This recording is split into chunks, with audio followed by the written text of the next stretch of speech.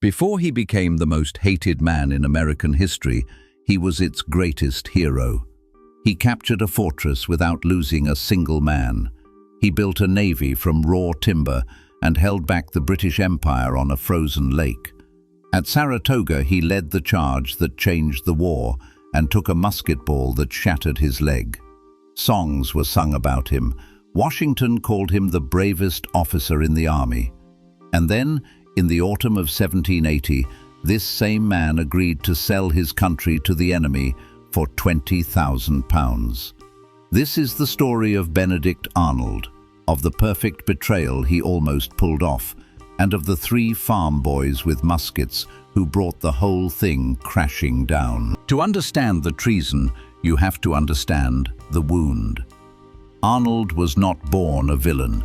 He was born a fighter, a merchant from Connecticut who threw himself at the revolution like a man possessed. In its first weeks, he helped seize Fort Ticonderoga and its cannon, the guns that would later drive the British out of Boston.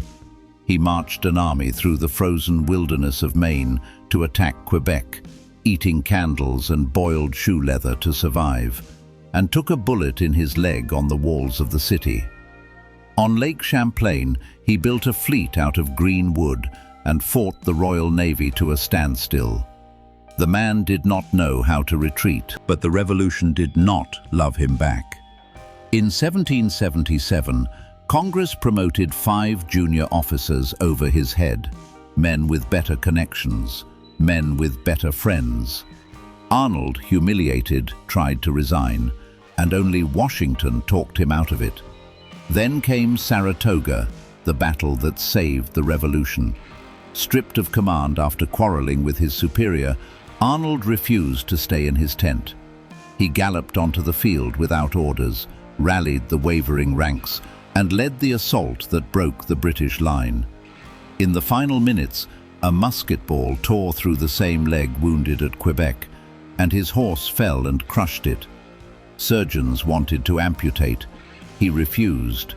He would limp for the rest of his life.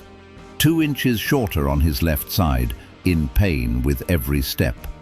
He had given the revolution his fortune, his health, and his leg.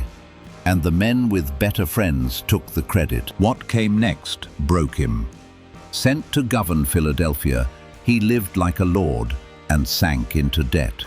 His enemies in Congress circled, charging him with petty corruption. His own side dragged him before a court-martial, and though the court cleared him of almost everything, it ordered George Washington, the man he idolized, to issue him a formal, public reprimand. Washington did. For Arnold, that was the final cut. Somewhere in that Philadelphia winter, the hero of Saratoga decided that if his country would not honor his sacrifice, he would make it pay for the insult. There was one more voice in his ear. In 1779, Arnold had married Peggy Shippen, 19 years old, brilliant, beautiful, and the daughter of a family with deep loyalist sympathies. Before her marriage, one of her closest admirers had been a charming British officer stationed in occupied Philadelphia. His name was Major John André. Now André was in New York as Chief of British Intelligence. Through Peggy's old social circle, a channel opened, and in May of 1779, the hero of Saratoga wrote his first secret letter to the enemy. If you're enjoying this story, take 1 second to subscribe. Every video on this channel takes weeks of research, and there are many more stories like this one still to tell. For more than a year, Arnold and André negotiated like merchants haggling over cargo. They used code names. Arnold signed himself Gustavus. André was John Anderson. They wrote in cipher, keyed to the pages of a shared book. They wrote in invisible ink, between the lines of ordinary letters carried by unsuspecting couriers. And slowly, the merchandise took shape. Arnold would not just defect. Anyone could defect. He would deliver something worth paying for. West Point, the fortress on the Hudson River that Washington called the key to America. Its cannon commanded the river. The great iron chains stretched across the water below its guns. Lose West Point, and the British could split the colonies in two, cut New England off from the rest, and strangle the revolution in a single season. Arnold's price, £20,000. Then he did the truly cold-blooded thing. He wrote to Washington and sweetly asked for command of West Point. And Washington, trusting him completely, gave it to him. By August 1780, the fortress was his. Within weeks, he was quietly bleeding it dry, scattering its garrison, neglecting its walls, selling its supplies, weakening link by link the very chain that guarded the river. All that remained was to close the deal. On a September night, a British warship called the Vulture slipped up the Hudson, and Major André was rowed ashore in darkness to meet Arnold face to face, the first and only time the two men ever met. They talked through the night in the shadows of the riverbank, working out the final details, the price, the plans, the placement of every gun.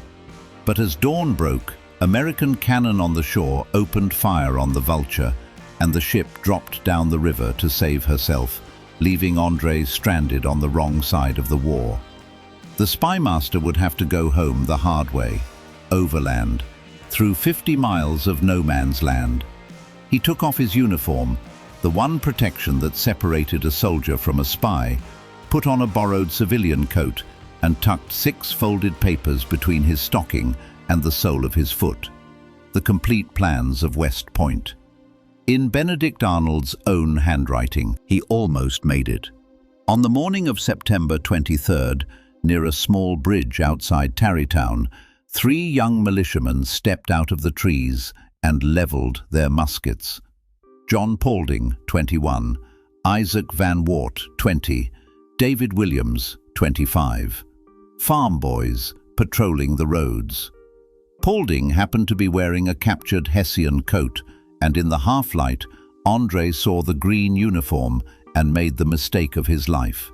He assumed they were British. "My lads," he said, "I am a British officer on urgent business."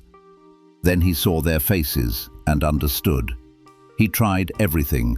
He showed them a genuine pass signed by General Arnold.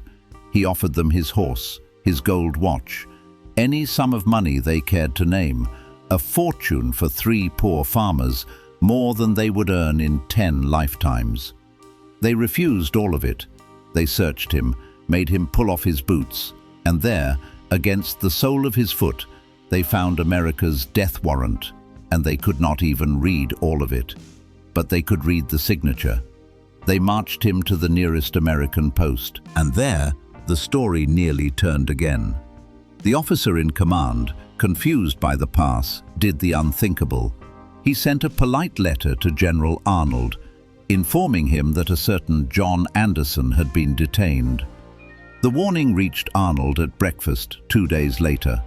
At that very hour, George Washington was riding toward that same table, coming to inspect West Point. Arnold read the letter, went pale, excused himself, kissed Peggy goodbye, and ran down the cliff path to the river, into his barge, and downstream to the Vulture, minutes ahead of discovery.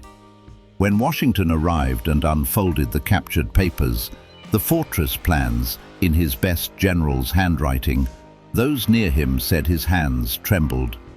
"Arnold has betrayed us," he said. "Whom can we trust now?" The two men in this story met 2 very different ends. John André was tried and hanged as a spy. He asked to be shot like a soldier. The law said no.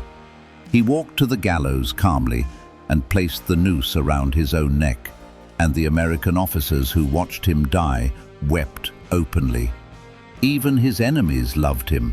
Benedict Arnold got his money, £6,000, and a general's commission in the British Army. He led British troops against his own countrymen, burning towns almost within sight of where he was born. But the British never trusted him either. How could they? He died in London in 1801, shunned by both nations. Legend says that on his deathbed, he asked for one thing, the old American uniform he had worn at Saratoga. "God forgive me," he is said to have whispered, "for ever putting on another." During the war, Arnold once asked a captured American captain what his countrymen would do if they ever caught him. The captain's answer became famous.